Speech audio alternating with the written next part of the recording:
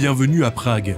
Plus précisément, à la Bibliothèque nationale de République tchèque, en plein centre historique de la cité bohémienne, lieu choisi pour organiser un cours sur les manuscrits du Moyen-Âge à destination d'un groupe d'étudiants venus de toute l'Europe pour découvrir une bibliothèque exceptionnelle composée de quelques 7 millions de volumes.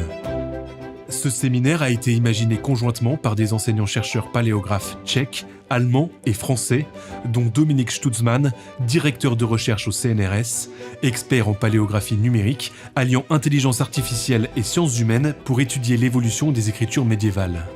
Aujourd'hui, on a accueilli les étudiants et ils ont pris, pour certains pour la première fois de leur vie, des manuscrits du Moyen-Âge, vraiment les objets en main, des objets qui ont, pour certains, plus de 8 siècles d'existence. Cette première phase de découverte est complétée également par plusieurs travaux où on va numériser les manuscrits en imagerie multispectrale. Cette technique, cet appareillage sert à révéler des textes qui ont été effacés en général intentionnellement, soit pour masquer des provenances anciennes, soit parfois masqué parce qu'on a effacé un texte et on a réécrit un autre texte dessus. Effacer un texte pour le remplacer par un autre, c'est ce qu'on appelle un palimpseste. Pour tenter de les découvrir, une station d'imagerie multispectrale a voyagé depuis la France avec Gilles Kagan, photographe et responsable images de l'Institut de recherche et d'histoire des textes du CNRS. C'est une station qui est mutualisée avec d'autres institutions, qui est là pour rendre service à la communauté scientifique au sens large du terme.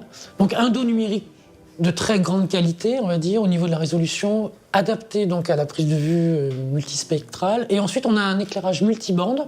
On peut travailler sur différentes longueurs d'onde et du coup, le logiciel MSI Phase One est capable de délivrer des images qui sont traitées.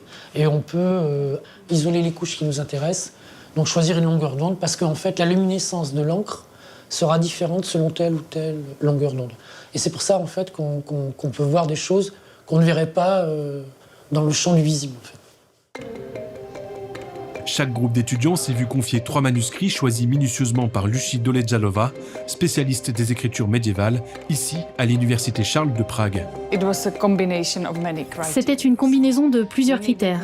Nous avions besoin de manuscrits adaptés à l'imagerie multispectrale, donc des palimpsestes suspectés, des livres où quelque chose a été effacé, comme le nom du propriétaire.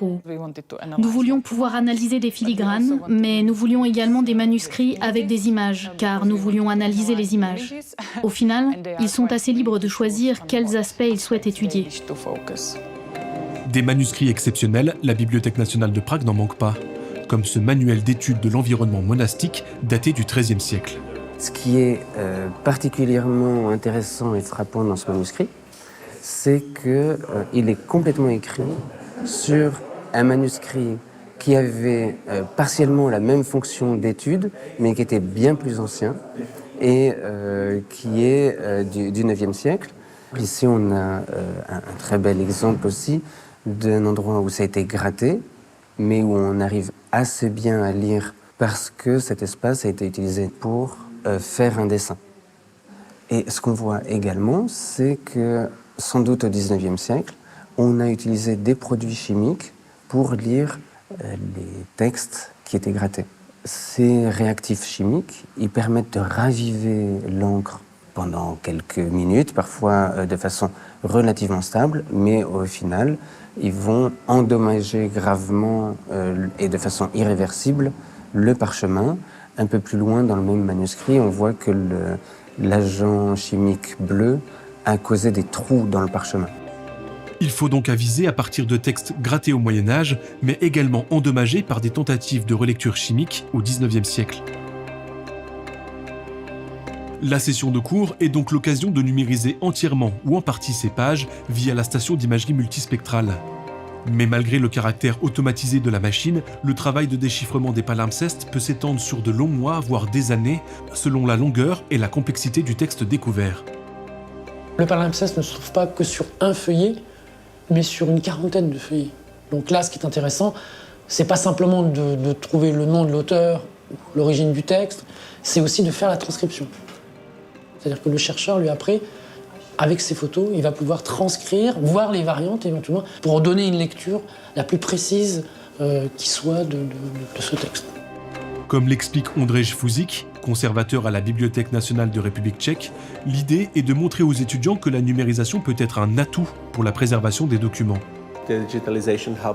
La numérisation nous aide à préserver les manuscrits, car nous n'avons plus à les manipuler aussi souvent. Mais en même temps, ils apprennent comment nous pouvons récupérer des informations à l'œil nu sur les manuscrits eux-mêmes. Donc, ils découvrent comment ces deux aspects peuvent collaborer et combien cela pourra être utile dans leur future carrière. Ce qui serait génial parce que, espérons-le, certains deviendront conservateurs de manuscrits quelque part, où ils prendront soin des manuscrits, où ils les étudieront, où ils feront des recherches sur les manuscrits. Ce serait génial s'ils faisaient ça. Cette semaine d'initiation à la paléographie, résolument tournée vers l'Europe, a offert aux étudiants l'opportunité unique de manipuler des livres séculaires tout en explorant comment la technologie peut aider à en révéler les mystères effacés.